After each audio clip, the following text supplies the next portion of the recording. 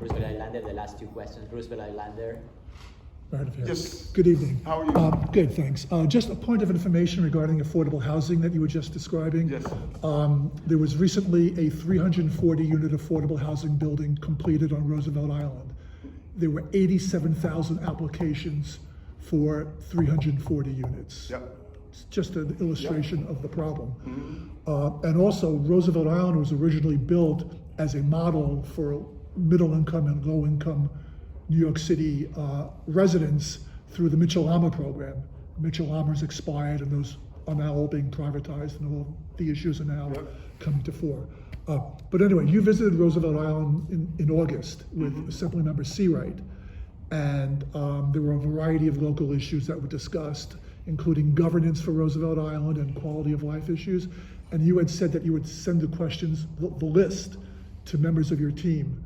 And I don't think we've heard anything back yet, and I'm just following up to see if you could check on that. Yes, To see and I saw Assemblywoman Seawright the other day, and I'm going to find out from the team exactly where are we with that, the exact initiative. I think that the governance issue should be solved, and we definitely need to resolve it. And I thought there were great initiatives that were put forward by those who were there. And so once we have a full understanding and the scope of it, we've been a little busy with a whole lot going on, but once we're able to really dig into it so we can make the right decision, you know. And ironically, this is my first time ever visiting Roosevelt Island. It's a beautiful place.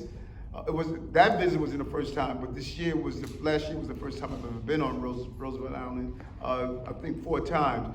So we want to come to a resolution on the governance issue and see whichever input we can have to make it happen. Now, during that meeting, though, during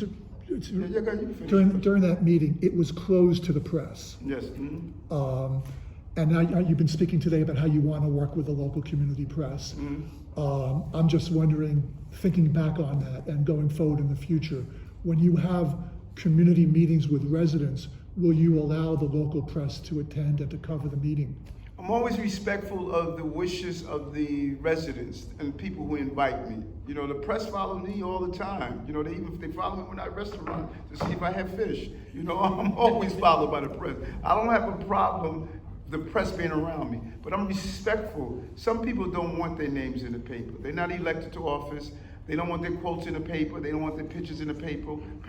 So sometimes people say to us, we'd rather not open this to the press. And I respect that. You know, I have to be under scrutiny.